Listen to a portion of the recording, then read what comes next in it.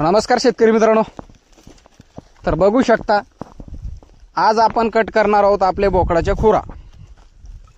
तर खुरा कट करण्यामागचं बघा, हे संपूर्ण जे बोकड आहे चांगला वजनदार बोकड आहे, चांगला मोठा मापाचं बोकड आहे आणि संपूर्ण जो लोड आहे संपूर्ण त्याच्या पायावरती पडत असतो. मग त्या कारणामुळे ते खुरा वाढायला लागल्यात आणि हे खुरतं वाढणारच. याच्या पण आपण बंदिस्तमध्ये ठेवतो. याला बंदिस्तमध्ये ठेवल्यामुळे याच्या खुरा एक वाढतात आणि एक महिन्याच्या महिन्या आपण कट करत असतो. महिन्याच्या महिन्या कट करत असतो जेणेकरून त्याला काही जास्त तकलीफ झाली नाही पाहिजे. संपूर्ण गोष्टीचा आपला त्यांच्यावरती खर्च आहे.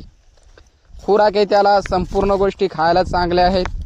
फक्त तेवढ्या याच्यामुळे काय होत असतंय, खुरा जर वाढल्या त्याच्यामध्ये दगड असतात आतून, काही वेळेस त्याच्यात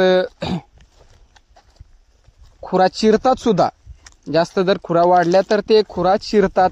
त्या कारणामुळे ते एक रक्त निघत असते त्याच्यामुळे. तर रक्त निघला मित्रांनो तर कोणतेही प्राणी असू द्या, तुम्ही शेळी असो, मेंढी असो, गाय असो, म्हशी असो, जर त्यांचं पायातून रक्त निघत असेल तर तो प्राणी भरपूर अशी आग होत असते पायात. जर आपल्या जर स्वतः नखाला लागलं काही किंवा आपलं नखामध्ये थोडंसं काही घुसलं काळी गिळी तर ती आग होत असते. तर संपूर्ण एक पायामध्ये त्यांचं एक चालणं असतं, इकडे तिकडे फिरणं. तर त्याच्यामुळे ते बोकड वजन त्याचं वाढत नाही किंवा तो खराब होत असतो दिवसांदिवस. आणि काही शेतकरी मित्र, तरुण मित्र बंदिस्तमध्ये काम करत असतील तर त्यांना ह्या अडचणी भरपूर अशा बघायला मिळत असतात. आपण काय एक याच्यामध्ये परफेक्ट नाही, पण आपल्या हिशोबाने आपण कट करत असतो. तर उगाच कोणाला पैसे देणं आणि हे देणं तर आपल्याला ते जमत नाही. स्वतः आपण काम करत असतो. 3 वेळेस मला हे याच्याच खुरा कट करताना 3 वेळेस हा कटर लागला आहे. तर 2 वेळेस कमी प्रमाणात लागला, 1 वेळेस असा जबरदस्त लागला होता. पण मित्रांनो, कोणतंही काम असो, जोपर्यंत आपण त्याच्यामध्ये उतरत नाही, त्याच्यामधलं आपल्याला नॉलेज येत नाही किंवा हे कसं कट करायचंय किंवा काय, सुरुवातीला ती पिलू भरपूर असं एक इकडे तिकडे पाय हलवायचं.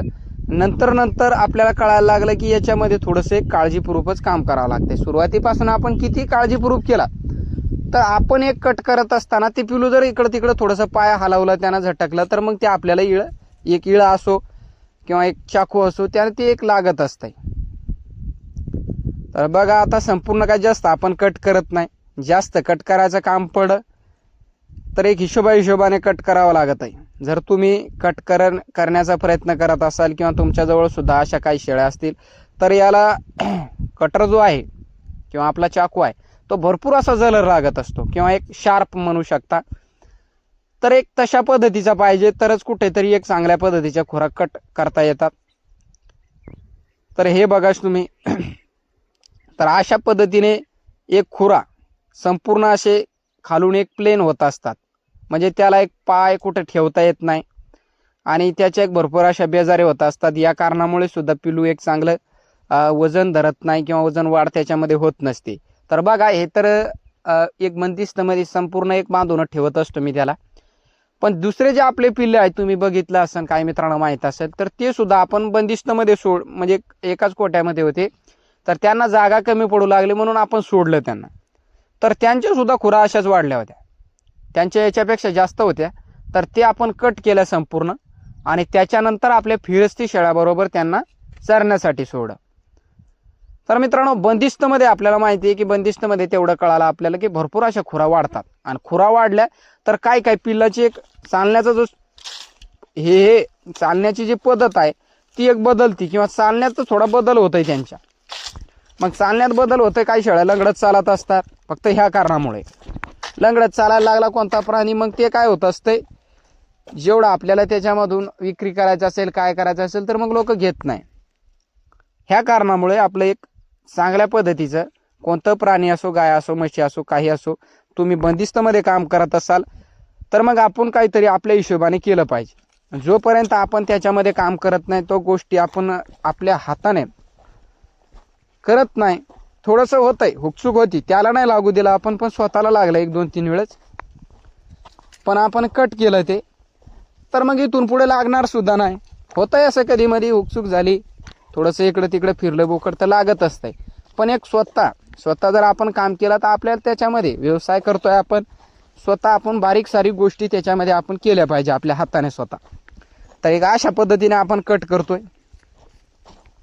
बघू शकता आतून सुद्धा खुरा वाढत असतात बघा, आतल्या साईडला सुद्धा खुरा त्याच्या वाढलेल्या आहेत आणि बाहेरून जे आहेत ते सुद्धा वाढलेत. आणि आपण जे एक अंगठा दिसतोय माझा, पण त्या अंगठ्याच्या साईडला सुद्धा खुरा त्याच्या वाढलेल्या आहेत. तर अशा पद्धतीने ते वाढत असतात. खुरा वाढल्या तर बोकड सुधरत नाही, हे कायम लक्षात ठेवा तुम्ही. काय जास्त कट करण्याचं हे नाही त्याच्यामध्ये, पण आपण महिन्याच्या महिन्या डेली करत असतो. संपूर्ण गोष्टी चांगल्या देत असतो. फक्त तेवढी एक काहीच आपण कसर सोडत नाही प्राण्यामध्ये. आपलं एक गाय असो म्हशी असो. चला, कसा वाटला व्हिडिओ कमेंट करून सांगा. व्हिडिओ पाहिल्याबद्दल धन्यवाद.